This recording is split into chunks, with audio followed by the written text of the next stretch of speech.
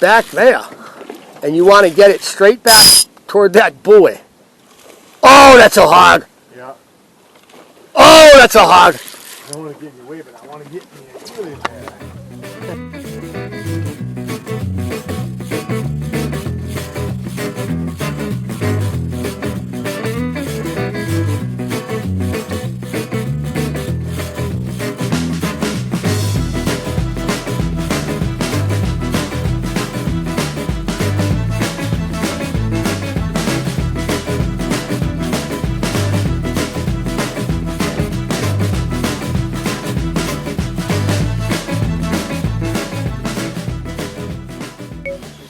Okay, eeling. For beginners, Hank's got an eel already on. I'm putting an eel on now. So I'm reaching down in. Now you notice what I got. Got a number 5 octopus circle hook. Gotta use the circle hook in New York now, so I just use them all over the place. I even use them with my Senkos. And I put a little slip sinker on. A lot of times I don't use a slip sinker. This is 50-pound test. And up here, I got a swivel tied onto my main line. I'm using 20-pound test. As far as a pole and a reel go, I want something that I think can handle. So I'm using a 6,000 Ahab. Now you can, I think 6,000 is the best for reels, but you could use a 5 and even I think a 4 is a little light. I've seen guys, in fact, a friend of mine burned out a 4 fighting a striper one time. It was pretty funny.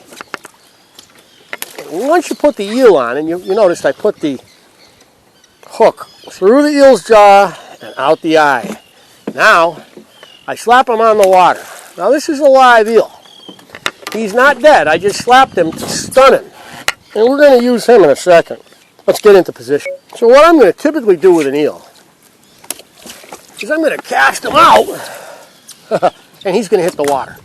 That's what I like, the hit the water part. Now within the first 20, 30 seconds of him hitting the water, I'm letting him sink. Now I lift and I drop. There's really not a lot to this.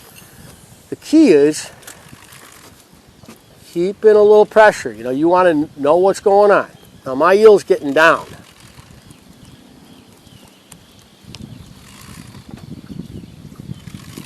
And I like to use the high visibility line.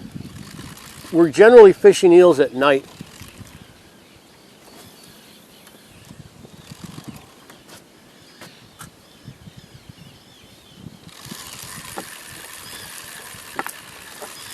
Although I've used every kind of line. I've used low vis.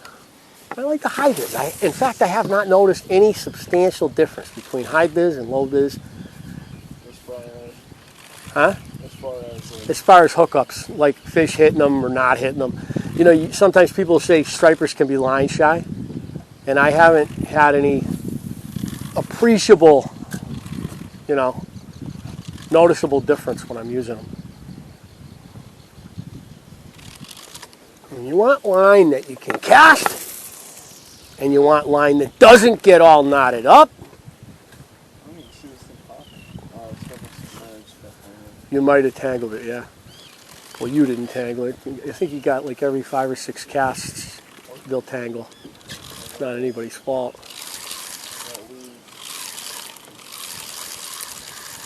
I think Mr. Eel has tied himself in a knot.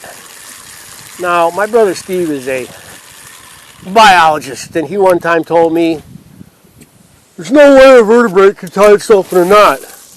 As I told him to slap the eel on the surface. Because if you don't, it'll tie itself in a knot. And he's like, yeah, don't be a jerk. It's never going to... Well, you know what? His eel tied itself in a double knot. Oh.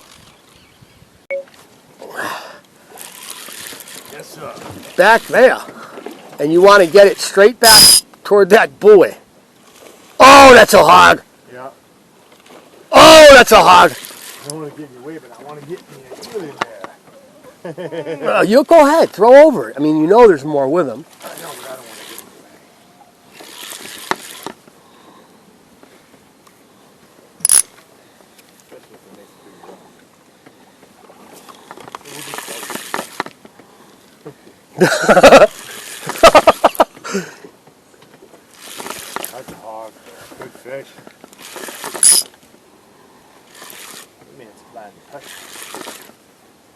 Nice big head shake. Nice big head shake. Oh, maybe I'm going to need it. Oh, yeah, you can feel this head shake. Oh, yeah. No! No! Yeah, man. No! Fish on. Oh, man, that's a hog. That's a good one, yeah. Let's give him a minute. This is a hog. Yep. We'll give him a sec. He is going down. He's not ready yet. No, he ain't. He's a big, big fish. This is like... Probably the one Gavin just had on. Yeah, Gavin, this is your fish.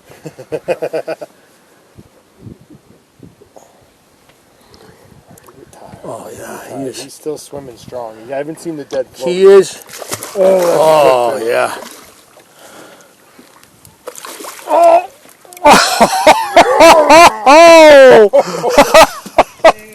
Look at that. Oh, yes. Wow, inside. Bring him in so we don't lose him. Wow. That is a hog. Now we got to measure that. Absolute measurement there. Just set him down. He'll be fine. Wow. What's that? 48?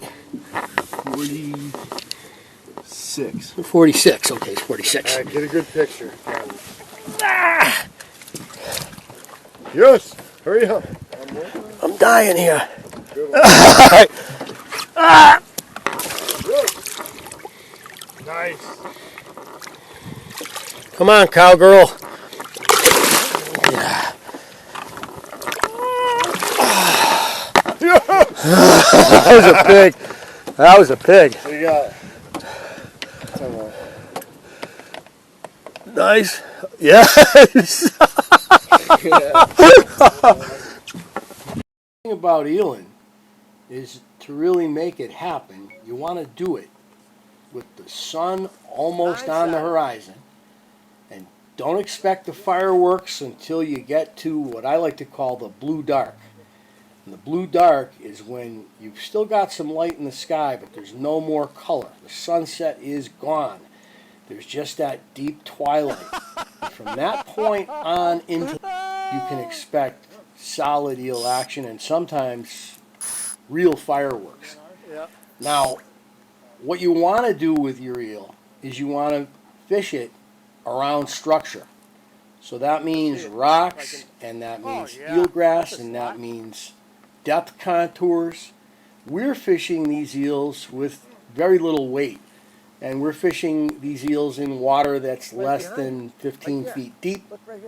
When I say structure, I'll also be talking about moored boats, moorings, docks, anything that you encounter as you're moving through your particular area. And since you're going to be doing this at night, it really makes sense that you learn how to navigate the area by getting really familiar with it during the daytime. Remember that the ocean is in a pond and you have a substantial tidal fluctuation. Know where your rocks are at low tide, or you're going to be hurting your boat and your motor. And since you're out there at night, there's not a lot of people that are going to be around to give you the tow if you need it.